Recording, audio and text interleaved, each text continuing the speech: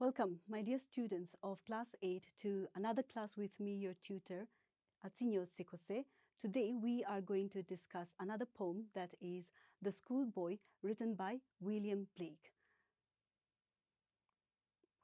Now, William Blake was born in the year 1757 to 1827.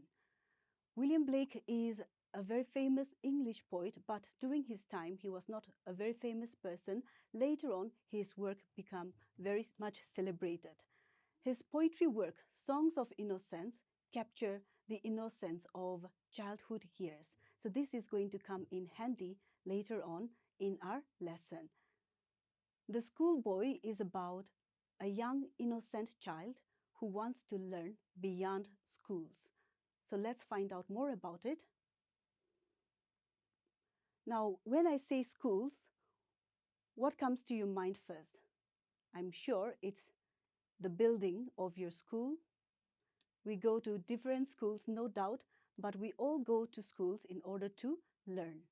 And maybe for some of you, it has to do with the first thing that comes to your mind is students, you at school, or maybe the first thing that came to your mind is your teacher. So these are very much associated with schools, and we go to school to learn. But are schools the only learning place? Can we learn beyond schools? That is what we are going to find out. Now, The School Boy by William Blake is about a very unhappy child who is unhappy, who is a school-going boy, but he is not willing to go to school, and not for any other reason, not just out of laziness, but for some very special reasons. We are going to find out more about that. What makes him unhappy? Could it be because he's just lazy? Do you think this boy, this unhappy school-going boy, reminds you of certain people? Do we not sometimes wish not to go to school? And is it for the right reason? So those are some questions that I want you to answer yourself.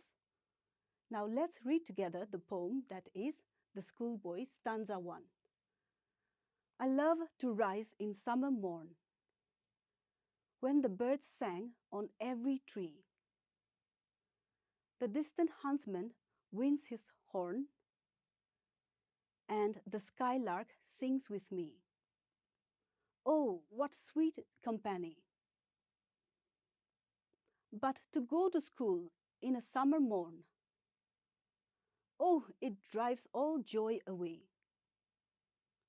Under a cruel eye outworn, the little ones spent the day in sighing and dismay.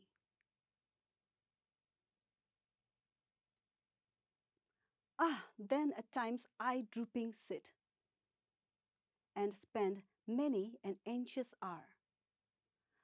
Nor in my book can I take delight, nor sit in learning's bar, worn through with a dreary shower. How can the bird that is born for joy sit in a cage and sing? How can a child, when fears annoy, but droop his tender wing and forget his youthful spring? O father and mother, if buds are nipped and blossoms blown away, and if the tender plants are stripped of their joy in the springing day by sorrow and care's dismay, how shall the summer arise in joy, or the summer fruits appear? Now, here are some new words that we should learn. The first word here is learning bar. It means schools or learning institutions. And nipped, here is the short form of nip.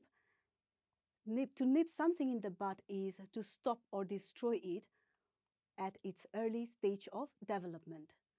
Now, the next word, stripped. Stripped here is to remove. Plants stripped of joy, so here it means to stop or remove the best part of their beauty, or to stop it from its growth, when it has not arrived at its best yet. Now, here are the stanza explanation wise. I love to rise in summer morn. Here we have here the speaker, that is the school-going boy who loves summer, and he likes to get up in the summer morning. When the birds sang on every tree, we get here a beautiful picture of birds singing in the tree, and summer season is such season. The distant huntsman winds his horn. Here we get the image of a countryside image where a hunter is blowing his horn. So we have here the image of nature that is in symphony and that seems to be very happy. Birds chirping and singing on the tree, the huntsman blowing its wind, and that's why he loves summer morn. He likes the open area. And the skylark sings with me. Skylark is a beautiful bird which is very famous for its song. He loves it when the skylark sings with him during that time. And he says that those are such company, those are sweet company, because those are his sweet friends. He likes to be with them, in other words. Now, the second stanza, but to go to school in a summer morn, to go to school, especially when nature, when outside world is so beautiful, when you can be there out and enjoy their company, to go to school during summer morning is something that drives all joy away. And his reason is that under a cruel eye outward, which means under strict rules, under a cruel eye outworn under traditional methods of learning. Now remember, William Blake was born during the era of, in fact, 18th century, and during their time, they were sent to boarding schools. Nowadays, schools are not as strict as it used to be like during their days. So he must be finding it very hard to go to school, to such kind of a school where it is very strict, to be watched closely, to be under strict rules, and to follow strict and monotonous routine, and to be learning under traditional method, outdated method, is something that he does not like, and that is why he is not a happy school-going child.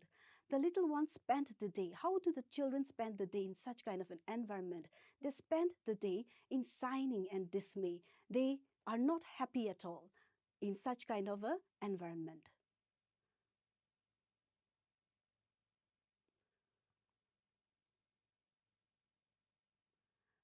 Then at times I, drooping, sit. In such kind of a situation, in such kind of environment, he sit drooping, bending down. So here we get a very unhappy picture of the schoolboy sitting in his classroom, bending down, not willing to learn. And that is because he finds the learning environment very boring. Why? Because it was outdated. And spent many an anxious hour. He's not feeling comfortable at all. He wants to go out and enjoy the summer days instead of being confined in a four walls classroom and to be told to do things or to be learning only through books. He would very much rather go out in the open and learn. So here we have here a very spirited child. Nor in my book can I take delight. That is why he's not able to have any fun with his books. He does not enjoy his books, nor sit in learning's bar. Learning's bar here is representing schools or learning institutions. So he was not able to sit down, concentrate in his book, or for that matter, sit the whole day doing the same thing over and over, routine, monotonous things. And he could not find himself to be seated throughout the day when outside it is full of activity, when outside there is so many things that one can enjoy. Worn through the dreary shower. Dreary shower here is referring to different kinds of learning lessons that were given. Now, I want you to remember that this is written by William Blake, and during a time when the schools are very strict and they were given lots of lessons to be learned. So he finds it very boring and he wants to go out and learn rather than being showered with lots of lessons. How can the bird that is born for joy sit in a cage and sing? He questioned. Now, this is a poetic device, that is rhetorical device. We will come to that later on. How can a child, when fears annoy, but droop his tender wing and forget his youthful spring? He compared himself to a bird that is caged. Now, a bird caged here gives us the picture of someone who is strapped, who is not able to do things what he or she is supposed to do. Now, a bird is supposed to be out in the open, flying, chirping, and singing, but it is trapped in a cage. Likewise, the boy feels that he is trapped in the four walls classroom where he is not able to learn much at all. So that's why he compared himself to a bird sitting in a cage. How can a child, when fears annoy, how can a child, he questioned. Now, here is interestingly questioning his parents or his teachers, or here we get the theme of education as well. How can a child learn when they are in fear, when they are constantly being watched, when they are constantly under strict rules? How can they learn when they are in such kind of a fearful environment? But drooped his tender wing. So, like a bird, it has to bend down to the rules, to the strict rules, to the monotonous, repetitive routines of the school days. So that's why he is comparing himself in such manner and forget his youthful spring and forget about all the things that he can learn from the outside world and forget all about his youthful spring, the best days of his life. He is being confined to four walls classroom. So that is why he compared himself to being in a cage like a bird. Oh, father and mother, if buds are nipped, and if tender plants are stripped of their joy in the springing day. Now, here we get the picture of the child, a very inquisitive child who is asking, questioning his father and mother if buds are nipped. I'm sure you can see the picture here. If if a plant is at not yet fully bloom or a child is not yet fully formed, developed to be a person, and if the tender plants are stripped, if such kind of a plant is being taken away or spoiled or destroyed of their joy in the springing day, when they have not arrived yet at their best part of their life, when they are just about to spring, they are just about to learn things and be in their best, yet if they are destroyed at that kind of a tender, sensitive stage, then how can a child learn, or how can the plant come out at its best, bloom its best? So that is what he questioned his parents. How shall the summer arise in joy? If remember, during spring season, we find that the plants would be budding, and only after it fully bloomed, any tree bearing fruit also it has to bloom first, and only then it bear fruits. And so when they are budding, and if you destroyed it at that stage, how can summer be a joyful thing for everyone? How can it arrive at its best? Or the summer fruits appear. So that is what he questioned his parents. Now, here is a very short summary of the poem here. The poem is about a young, innocent child who wants nature to be his teacher. He wants to go out in the open environment and learn. He is unhappy because he does not want to go to school for the reason that he is confined. His expressiveness is being limited to four walls and books. Without being constantly forced to follow strict and monotonous routine in traditional schools. Unlike those traditional schools, he wants to go out into the nature and wants to learn at his own pace, and also learn without being in a fearful situation or environment. He wants to learn in an environment where he is free to choose and express himself, just as a plant has to be free to be able to grow and come at its best. He wants to be like that. Rather than sit in the confinement of school walls, he does not want his freedom to be confined within the four walls school or classroom and be bored from the old and strict rules of learning method. So that was his situation. He does not want to be in such kind of a environment. So that is why he compared himself to a bird trapped in a cage, unable to enjoy himself, unable to have the freedom to choose to learn. He asked his parents how he can truly become himself if he's forced to learn in fear and not able to learn or express himself and discover his true self, to arrive at his best as a person. Now, in the lesson here, we have a lot of poetic device and we have imagery. And imagery means creating mental pictures.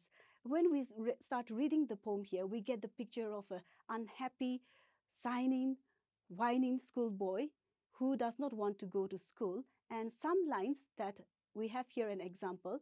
The distant huntsman winds his horn. Here we have the picture of a countryside, beautiful countryside picture. So that is an imagery. Now I want you to find out more imagery in the poem. It is full of imagery. So I'm sure you would find it very easy to find it out. The next one we have here is rhetorical questions. What are rhetorical questions? Rhetorical questions are questions which need not necessarily be answered, but it is asked in order to make an effect or to make a point. So remember, the child was asking, how can a bird sing in a cage? So that is one example that we have here. How can the bird that is born for joy sit in a cage and sing? Comparing himself to a bird in that manner, that is a rhetorical question. We have another rhetorical question in the poem. I'm sure you will be able to find that out. Now, we have already worked on the rhyming scheme in our previous lesson, so I hope you will take time to find out the rhyming scheme to this poem here. It is very simple. Remember, we start with the last syllable of the line and we mark it as A. So here, when we say the last syllable, mourn, that we can mark it as A. And when we say tree, here, that's the last syllable, so we can mark it as B because it's not the same sound. And the next one, that is horn, we can mark it as A because it's rhyming with the first line, that is mourn. And the fourth line, that is, and the skylark sings with me. Now that's different from horn, but same with tree. So A, B, A, B. And we have one more line here. Oh, what sweet company. Now, ni here is not rhyming with any of these syllables here. So we are going to mark it as C. So here the rhyming scheme is, I'm sure you will be able to figure it out. I hope you would take some time to work out the rest of the stanzas. Now, here is a very short characterization of the schoolboy.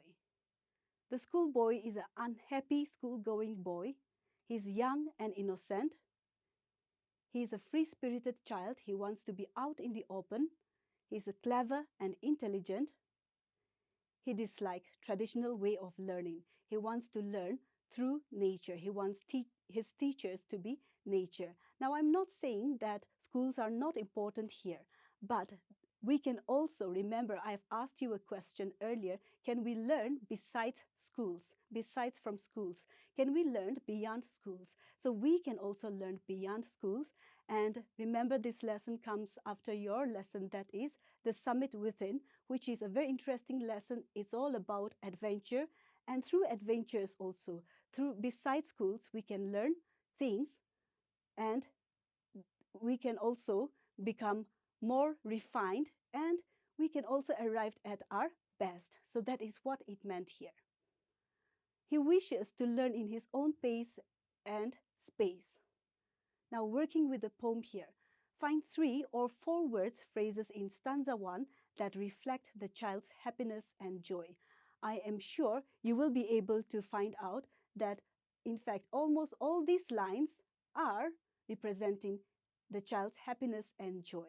You will not have much trouble with that. Now, here are the things you can do. Work out the rhyming scheme of the poem, The Schoolboy. Convert the poem into a story. You can start with, once there was a very, very unhappy schoolboy, and find out the reasons why he is unhappy. Then the next thing that you can also do is find out lines in the poem that has imagery. Remember, I have pointed a lot of imageries. In fact, the poem is full of imageries, creating mental pictures. Then the next thing that you can also try is write down 1 or 2 rhetorical questions you often use. We often use this. I'm sure you have heard your parents using it when they try to reason with you. So those are the things that you can do. And with that, we have come to the end of our class. Thank you all very much for joining me.